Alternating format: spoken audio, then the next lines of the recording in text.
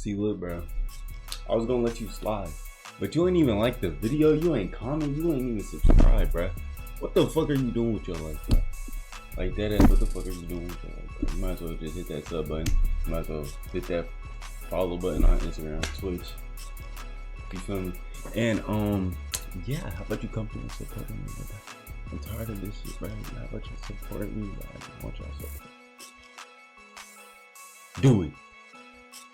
I ain't playing with you, bro. Yes, you. I see you, bro. I'm not playing with you. Now do that shit, or else I'm gonna tweak out. The man who stole 3.4 billion from the dark web's kingpin? Nah, this shit gotta be fake, right? This is Bitcoin Jimmy. On the surface, Jimmy seems like a normal guy. Very friendly, intelligent, and always surrounded by people. Especially damn, Jimmy. Jimmy got the huzz. Jimmy got the huzz. Girls. Jimmy was known as the party guy, famous in his cities for throwing around cash and spoiling his friends. Incredibly generous, a real nice guy, and clearly looking to be accepted, to have friends and companionship in life. Jimmy was obviously lonely and was trying to buy friendship, which worked out, at least for a little while. Unfortunately for Jimmy, this lifestyle was very costly. The money wasn't so much of an issue, he happily paid that. But eventually it cost him more. It cost him everything, including his freedom. You see, Jimmy wasn't just a nerdy guy who mined a few Bitcoin in 2009 like people.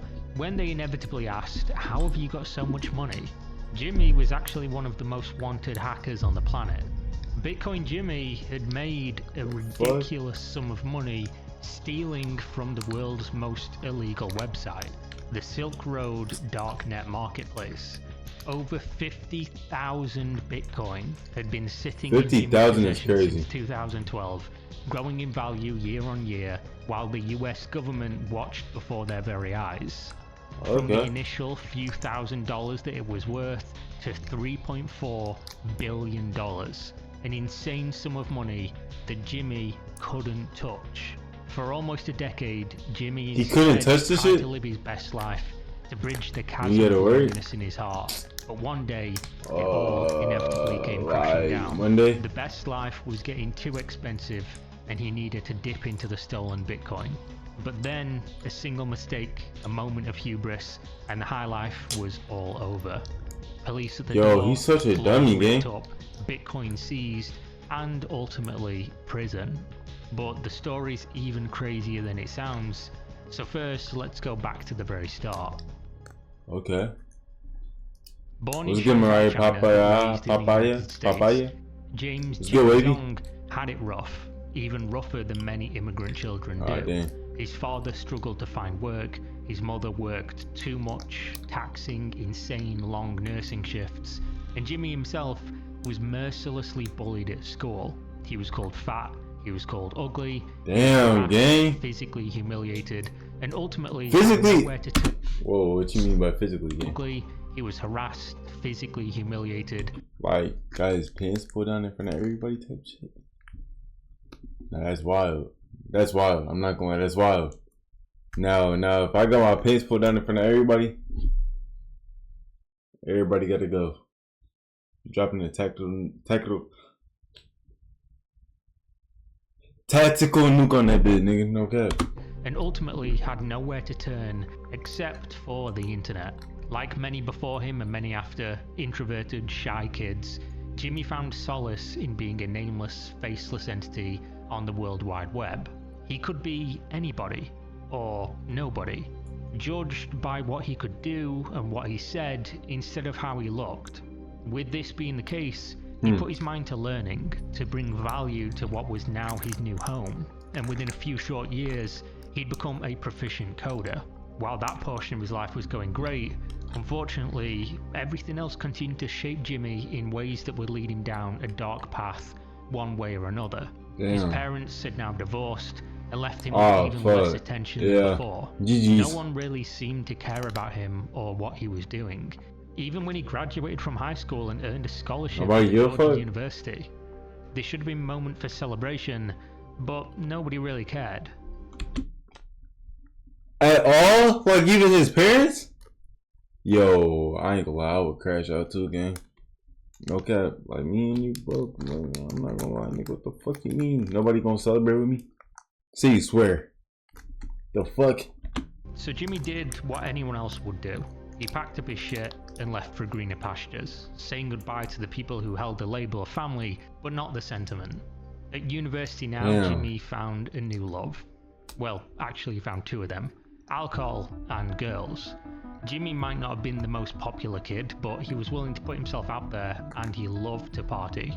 But as a broke college kid, he found there was one small problem. He had no money. Scholarship, Jimmy was broke, which is where Bitcoin comes into the picture. 2009, Jimmy, being the nerd he is, sees this new technology materialize in front of his eyes, and he's enamored with the idea. Printing money out of thin air on his laptop? Cool, sign him up. Jimmy was one of the earliest adopters, mining a bunch of this new digital gold, but like most other early adopters in Bitcoin, he lost interest when they proved to be ultimately worthless. Right up until when they were no longer worthless, and Jimmy got the shock of his lifetime when he saw that they were over $30 each. He knew he had thousands of them sitting around somewhere, so he frantically searched his laptop, and like those people you see on the news who are digging through landfill sites for years, realized he'd misplaced them. He had no idea where they were. Oh, dummy. So you gotta imagine, just like that, you're broke, you hear you have tens of thousands, maybe even hundreds of thousands of dollars in Bitcoin, you get that surge of excitement, and then you realize that you don't even know where it's at. They're gone, and now not only are you broke, but you're broke and sad about what could have been. It was right there, you made the right decisions, up until the point you didn't. So with that being the case, being right in the beginning and wrong when he doubted Bitcoin, he decided to get back into the Bitcoin community. And he was talking about some interesting things back in 2011 on the Bitcoin Talk forum. One of his very first posts is discussing an article that talks about the Silk Road marketplace and how law enforcement was using statistical analysis to track illegal transactions using Bitcoin. So it's important to add a little bit of context here, as Jimmy was about to go down his own rabbit hole, and you'll need to know some details to follow him there. Back in 2011, when this was posted on the Bitcoin Talk forum, the majority of people on the planet had no idea what these words mean. Bitcoin, Silk Road, cryptocurrency, they're meaningless. What's Silk Road? Oh yeah, that's what the rich niggas use, right? There was a prevailing sentiment that Bitcoin was some sort Wasn't that like what that one nigga in Mansa Musa? Wasn't that what he was using? Mansa Musa? I'm pretty sure. Black hole, money laundering, criminal currency. Call it Silk Road. People sincerely believed it was impossible to track, like magic, basically. Add in the Silk Road, a marketplace hosted on the darknet that was started by a guy who called himself Dread Pirate Roberts, and you have a reality that's stranger than fiction for normal people hearing any of these concepts for the very first time. Tried to explain to a normal person in 2011 people using magic internet money on some version of the internet that's deep and dark to buy drugs from a person called Dread Pirate Roberts. They're probably going to look at you like you're insane, because if you did know this stuff back then, it was insane.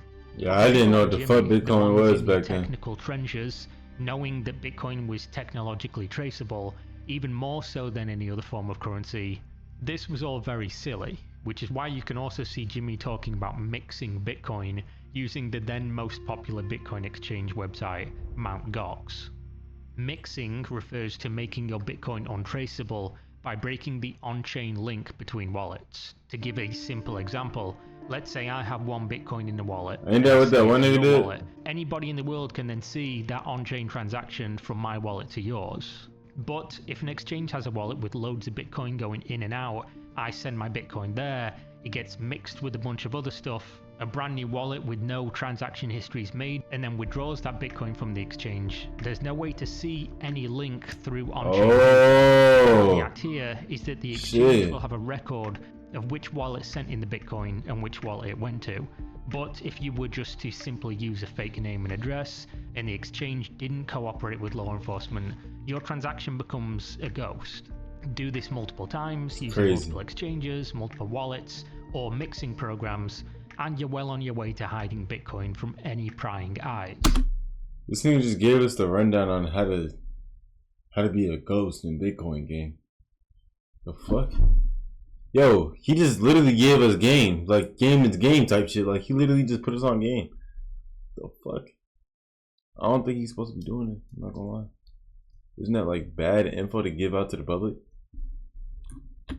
There are caveats to this, but we'll go over them a little bit later. The question then becomes, why? Why would you want to do this? And the simple answer is usually crime. It's almost always facts. crime. Like, what the fuck? For Jimmy to be bro, this nigga was in UGA, bro. He graduated from UGA. And he moved out after he was like, you know what I'm saying? Because like his parents didn't like, you know what I'm saying? So he moved out and became a scammer, nigga. I ain't gonna lie, I'll do the same. The fuck? Talking about something, I graduate and nobody's celebrating with me? I do the same thing. Okay. That shit don't work no more? Oh, you tried it? What the fuck? This at the time, however, was more than likely for him a curiosity and technical interest. For now, anyway. I'm now going to assume you know what the Silk Road was, but if not, there's tons of videos on my channel about it, going into every minor detail and retelling some of the most insane and interesting stories from that legendary time in internet history. But for a brief overview, it was an anonymous website hosted on the darknet that existed to facilitate the buying and selling of illegal substances, that is crazy, using Bitcoin as the primary currency. Sure. Jimmy, who had been earning money by contributing to the Bitcoin ecosystem by running gambling websites he'd created, mining Bitcoin, and more, was spending wild sums of cash partying all the time. Some of that partying, of course, involved substances purchased from the Silk Road, which he'd also taken a great interest in regarding how it worked on a technical level. He did. The Silk Road was a merger of... Oh yeah, it probably did get patched since he did get caught, yeah. In September of 2012, Jimmy discovered that the Silk Road, created by a clear novice developer, had a critical flaw in their withdrawal process. Jimmy tried to withdraw some of the Bitcoin he had in escrow on the website, and realized that the withdrawal had processed twice, doubling the Bitcoin he'd requested. On September 19th, Jimmy tried it out again, this time with a 500 Bitcoin deposit, which sounds insane by today's standards, but back then wasn't a crazy sum of money, and that resulted in 3,500 Bitcoin received. He was essentially doing an infinite money glitch in a video game. Wow, Banquet? Why is that necessary? A drug lord who would later go on to hire hitmen to have employees and enemies alike murdered. What is that called? Bank of America. But that's a different story.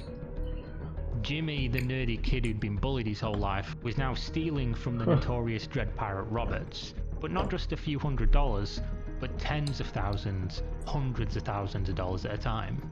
And the funny part is, he was talking about it publicly as well. On September 21st, he posted to Bitcoin Talk forums discussing his interest in tracking the Silk Road Bitcoin wallets, where... Yeah, this nigga's dumb. Why would you talk about it out in public, eh?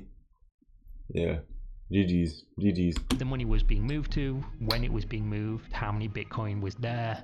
Jimmy showed that he knew it all, but what he wasn't mentioning was that he was siphoning off this money from the wallets himself, which is why he was tracking them in the first place.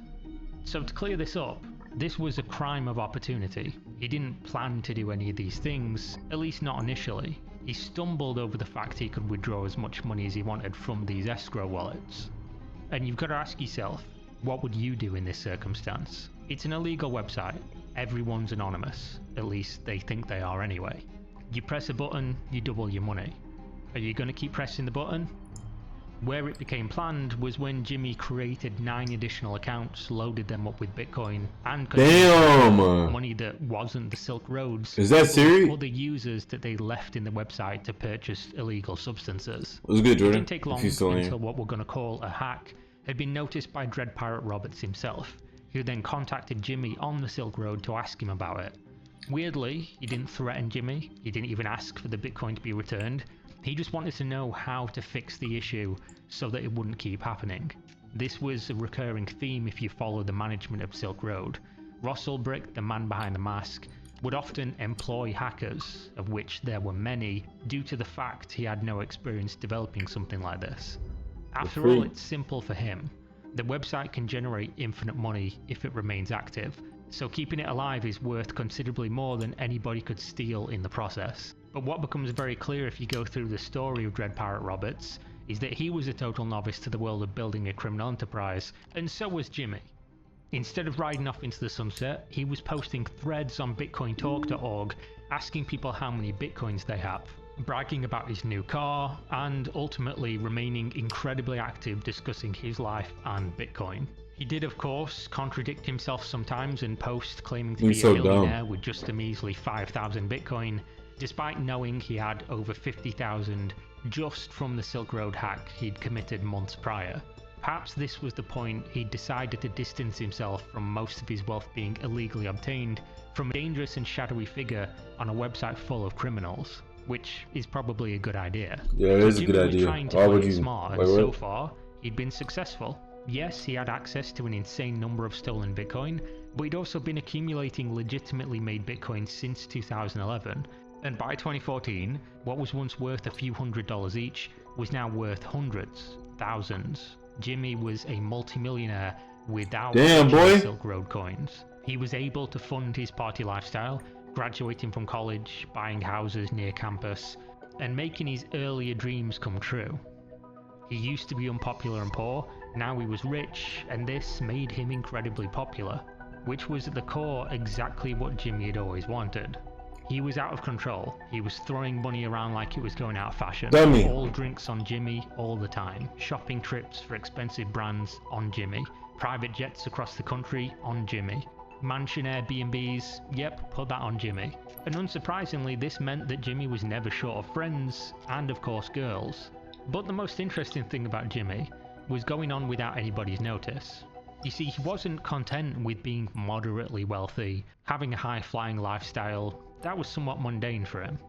He wanted people to know exactly how rich he was, but of course without going to prison or having some crime lord coming after him, which is where Loaded comes into the picture. If we look at the timeline of Jimmy's Silk Road hack, we see that it all began in September of 2012, which is when Jimmy went from having a few thousand Bitcoin he earned himself to having tens of thousands that he stole from Dread Pirate Rob. Bro, he was good. He was set, bro. Why would you go back? But on November 28th, 2012, a new user called Loaded posted on the BitcoinTalk.org forum linking a Bitcoin address and a verification of ownership of said address, claiming that he isn't a newbie and that he doesn't want to reveal his identity. But he did want to reveal that this wallet alone had over 40,000 Bitcoin in it, with claims he was about to buy another 10,000 very soon. Ego? He goes on to post on this account a total of 135 times from November 28th. Bro, it's the niggas like this, bro. It's the niggas like this that got no friends, no, like, I'm not saying like he a loser, but this nigga's a fucking loser, bro. I'm not gonna lie.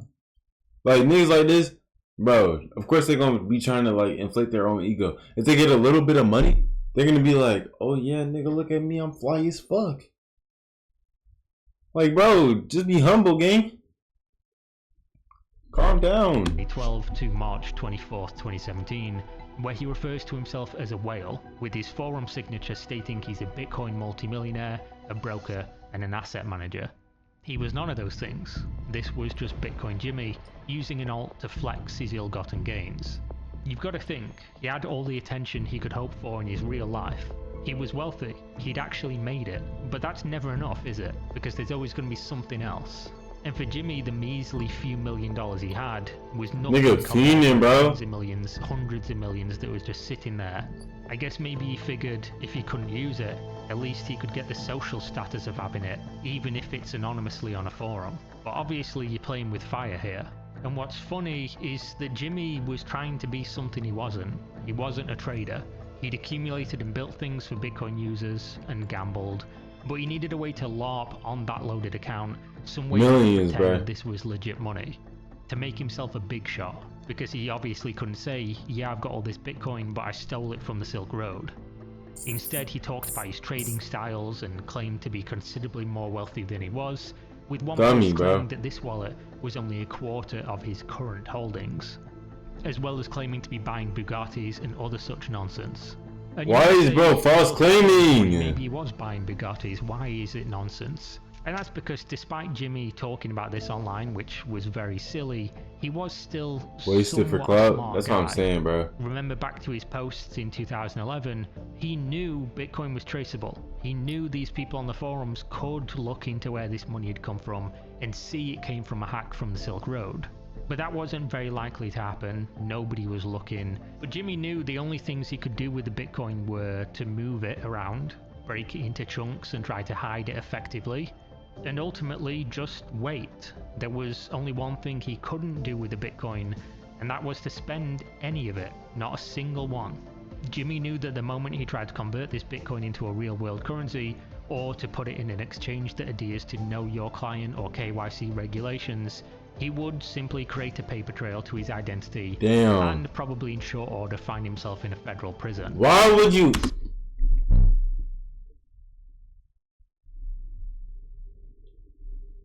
So you're telling me this nigga could have been straight, you know what I'm saying? He could have been set for life if he just didn't say a fucking word. This nigga's so dumb. This nigga might be the dumbest nigga on the fucking planet, bro. Nigga, you had 3.4 billion in your fucking pocket. You're gonna waste it because you want to just showboat? You're not even getting the stuff that you're talking about. This dude's actually a dummy. So instead of spending it, he simply role-played that he was spending it on this loaded forum account, bruh. pretending to be an ultra-wealthy asset manager, meanwhile being a somewhat wealthy young adult who was desperate to seek validation, acceptance and adoration from his peers, even at the cost of a lie, or, in his real life, buying friendships. Whenever the price of Bitcoin moved, people on the Bitcoin Talk forum mentioned Loaded. They knew this guy was a big whale, and he talked about being a big whale. But then we get to a very interesting time in history, because Loaded as an account went completely quiet in May of 2013, which was just before the Silk Road was seized, Dread Pirate Roberts was arrested, and for the first time ever, Jimmy decided to mention Loaded, his alter ego, in a conversation on Bitcoin Talk forums. Users began discussing the successful FBI seizure of the domain and Silk Road funds. As soon as this happened, Loaded's wallet, which he had of course publicly disclosed to the Bitcoin Talk forum users, had begun moving his funds, which was very, very suspicious timing, and should have been an indicator for anyone with interest to look into where the funds had come from and why they were moving right now. But instead people speculated that it was time to panic. Maybe he was going to dump these Bitcoin on the market because the Silk Road's demise, which undoubtedly had helped Bitcoin go more mainstream, increasing its price substantially. With the news of the Silk Road going down and the American government having hundreds of thousands of Bitcoin that they could dump at any time, the market was going to be volatile anyway. People wasn't interested where the loaded Bitcoin had come from, they were just interested if he was going to dump them. And that's where Jimmy on his main forum account, MB300SD, which was stupidly named after his dream car that he now owned, responded to the speculation with the joke that, quote, maybe he's the real Dread Pirate Roberts. This all came to nothing, of course, and Loaded returned in November of 2013 when it seemed like the coast was clear, acting as if nothing had happened, but claiming to be holding close now to 200,000 Bitcoin. After having followed many such cases of hackers or criminals who can't help but talk about their life, even without what we're about to discuss and the mistakes he made, you just gotta drop videos. I feel like have led to the capture of videos that relate to what you want, what you want to build in your community. If you want to if you want to have an anime community, you want to post anime shit. If you want to have a Cobra Kai community, you want to post Cobra Kai shit. If you want to have a basketball community, you want to post basketball sports shit. You know what I'm saying? Things like that. You gotta post certain things that you want your followers to fuck with. You feel me? That's just all you gotta do for her. With photo metadata scraped from social media, would have been compelling evidence to authorities looking for links. Now, are they gonna follow you off the rip? Fuck no, because niggas on TikTok are stingy as hell with follows. That's just, it is what it is. Niggas will like your video and just keep it pushing. So, almost have 2K and then I got banned. Hey, then all you gotta do is do it again, you feel me? You just gotta keep moving forward type shit. On some Aaron type shit. To large Bitcoin accounts that we have established trace all the way back on chain to the Silk Road hacks. After all, the US government had seized hundreds of thousands of Bitcoin, but was still And he fell out dedicating though? substantial Yeah, that's amounts true. of resources to tracking down anyone involved with the website. What made But I mean, some edits Jimmy don't fall off though. was that Like you just hackers gotta, well you gotta edit like all the new shit, like all the new shit that come out. You feel me? I seen like a whole bunch of Cobra Kai edits, my nigga. That shit took off. Okay. documented by Dread Pirate Roberts himself in his very own diary, which the FBI had gained access to when they seized his laptop during the operation, where he had described being hacked and paying the hackers to help him fix the security vulnerability. But even without Jimmy making all these mistakes, everything was about to come to an abrupt end. Not due to the terrible operational security of LARPing on a Bitcoin forum to impress strangers, but to fund his real-world need for attention. Yo, What dude's brought actually Jimmy a to this dummy, situation dude. was ultimately going to also No problem, be his bro. No downfall. problem. You see, in 2019, Jimmy was presented an opportunity to invest a large sum of money in a real estate company. An opportunity for him to grow funds legitimately, something he clearly needed after sitting on stolen Bitcoin for over 5 years without spending a penny. And perhaps he thought that the coast was finally clear, that nobody was watching, or that he'd outsmarted What you everyone by watching? moving the Bitcoin How around this so dumb many times. dude wasted $3.4 million because he wanted to be a dummy and siphon out his Bitcoin, right? So like basically he put stocks into Bitcoin, right? He stole Bitcoin from the head honcho of Bitcoin, and then what he did was he started talking, and now he's trying to like take it out at the last second when he thinks nobody's there watching, but the government's right there watching him, and like, you know what I'm saying, he's just waiting for his time. You feel me? Billion, not million. I said billion, Dekai. Yeah, I know it's you, Dekai. Thought I didn't know. I know.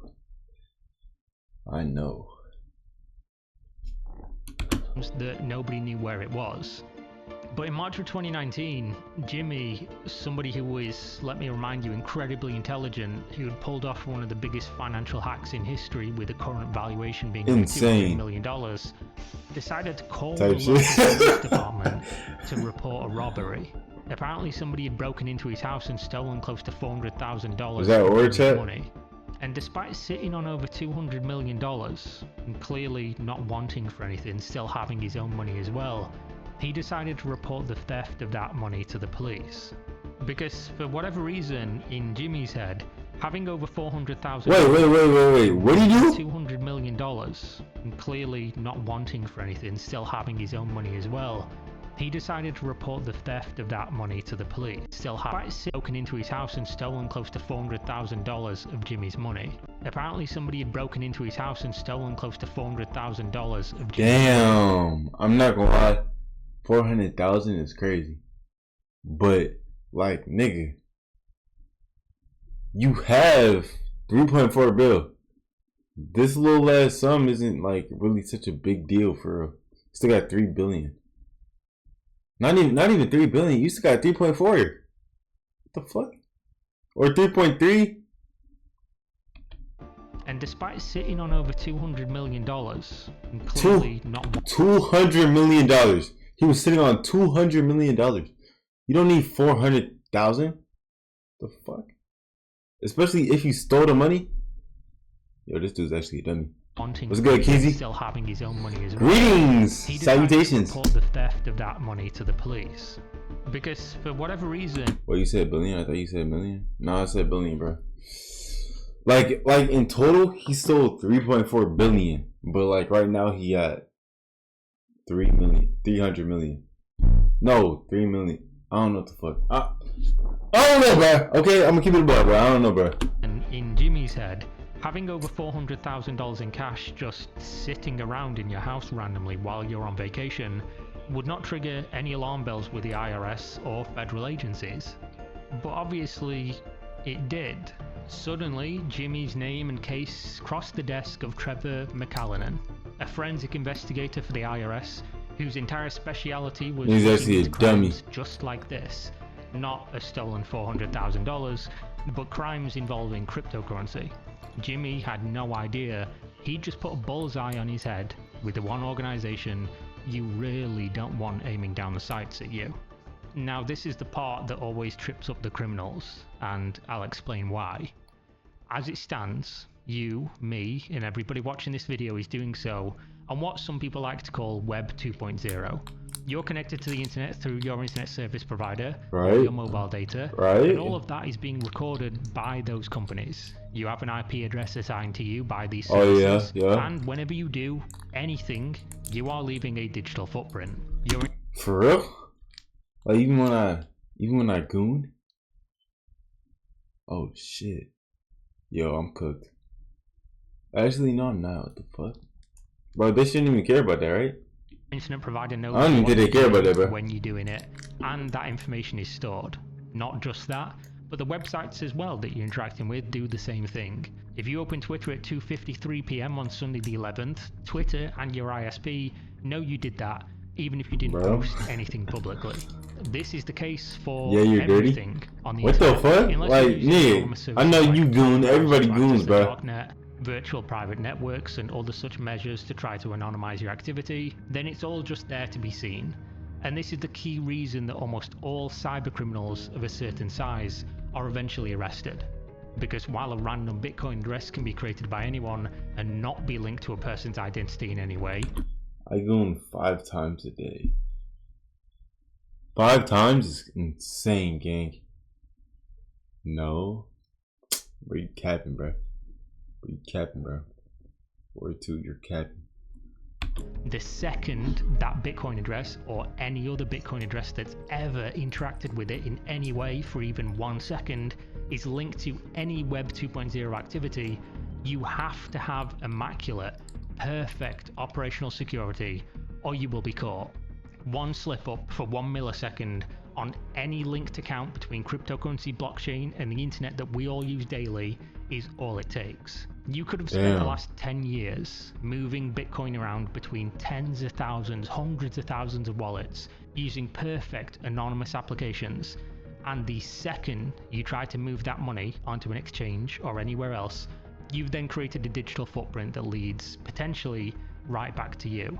Even if you cleaned the money in a mixer, obscuring the blockchain link between accounts, none of that matters if you are discovered on the receiving end of the cryptocurrency. Damn. This is why it's almost impossible to avoid the federal government when it comes to cryptocurrency crime. The only people that really escape are nation-state actors, as in people who work for countries like North Korea, Iran, Russia, whoever it's going to be, or maybe you're just lucky and the federal government never looks into your case. The ultimate flaw in any crime that involves cryptocurrency is that ultimately crypto has to be turned into spendable money, or you've stolen rocks, or something else that's completely worthless forever. Which means that eventually, whether it's 1 day or 10 years, the criminal will inevitably try to spend that money, thinking that they've done it all perfectly, that maybe they're smarter than the authorities, or that everybody forgot. But 99.9 times out of 100, they're wrong. And that's what happened? Exactly where Jimmy found himself. Damn. Making a singular mistake with the on-chain transactions, with the hundreds of transfers of the stolen Bitcoin, the mixing, the obfuscation, and the attempt to hide it all. It was all undone when he reused a wallet that had a small connection to his other legit funds. The order of events goes like this. Jimmy reported the stolen money to the police. The IRS start to investigate him, not because of any idea he'd stolen money or was connected to the Silk Road hack, but because it was weird to have so much cash laying around. They then subpoena his ISP to check and see why he's suddenly making large purchases like a new $1 million house, and then they see he's moving large sums of Bitcoin around. At that point, they know something's wrong, and they begin a year-long investigation into his every move, with Jimmy having no idea that he's under a microscope.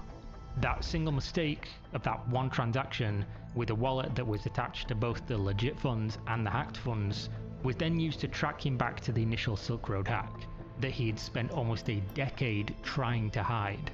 Almost 10 years of work on what could have been considered a perfect crime, undone in 1 second, carelessly and easy to overlook. Except for the IRS, who make this their job to miss nothing when it comes to money. And what's even funnier is that Jimmy was so oblivious to what was going on that during this year-long investigation, the police actually came to his house under the guise of continuing the search for the thief that stole his $400,000. They wore bodyguards, were invited inside his home, and walked around tapping on the floors and walls trying to scout out hidden compartments. He told them about filling briefcases with millions of dollars in cash to impress girls, showed them his extensive CCTV and security systems, and even logged into his Bitcoin wallet right in front of their eyes, showing them over $80 million. He just couldn't help himself. He needed people to know he was wealthy. And Jimmy, the intelligent guy who'd become a multimillionaire later, as well as stolen from the notorious darknet drug kingpin, was helping them to investigate him, giving them everything they needed to know that they were on the right track. Which is why it was inevitable that on November 9th, 2021, his home was raided, with some of the same agents there to speak with Jimmy and serve him the warrants.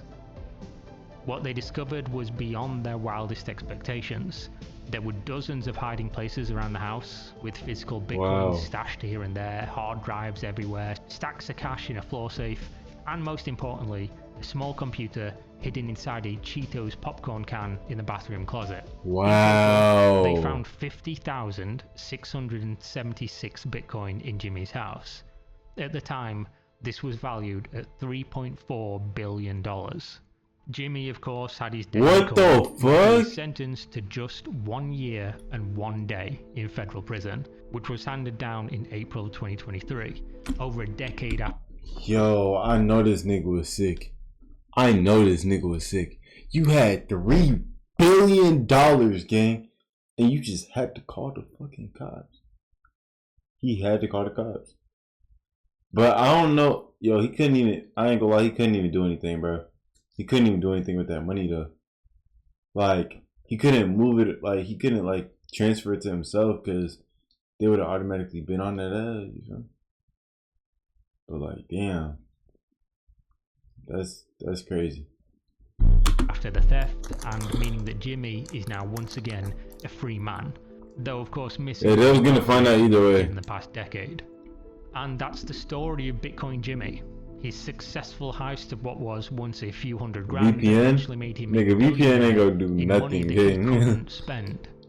He stole from an illegal operation, became a criminal himself, LARPed about being a trader online for recognition, and used his own wealth to try and buy the things he'd been missing his whole life: companionship, acceptance, status. And if we go back to when he was robbed, when somebody had come into his house and stole a briefcase of $400,000, it's said from the private investigator that helped Jimmy as well as the police that this was probably somebody who knew him very well, which calls into question where the investment opportunity came from, and is also another example of how Jimmy throwing around his wealth and wanting to be accepted by people ultimately led to his downfall. That one moment where the money was stolen and he decided to report it, if that never happened, perhaps he'd never have been caught. If he wasn't doing this with people in real life, seeking status for having so much money, if he wasn't posting online trying to brag about his wealth, perhaps Jimmy would have actually gotten away. He would have gotten away with it, bro. It's a sad story, really, for the reason of why he wanted the money and what he used it for, and likely the only reason he got caught in the first place. And also a very ironic story that he stole from criminals, became a criminal, then reported a criminal, resulting in him being caught and sentenced as a criminal. I guess he's actually a dummy. Circle. Either way, thanks for watching. Yo, WVid. Like, why would you steal, bro? Nigga stole from thieves, became a thief, and then got caught. Like, that's just gonna happen either way. It was bound to happen. Like, it was bound to happen. Shit. So basically, if he wasn't